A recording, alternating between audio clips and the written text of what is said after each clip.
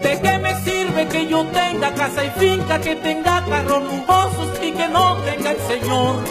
¿De qué me sirve que yo tenga un doctorado, que yo sea un adinerado y que no conozca a Dios? ¿De qué me sirve un premio Nobel en mis manos si no conozco la palabra del Señor?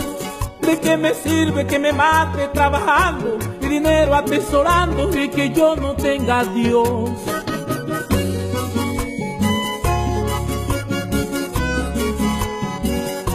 Pero si yo tengo a Cristo, yo soy más que millonario.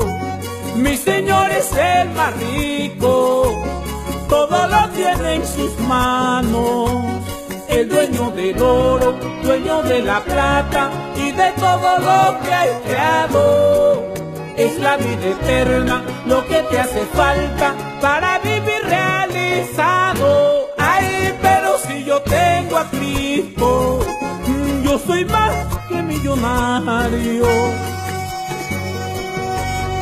Contigo lo tengo todo, mi Jesús.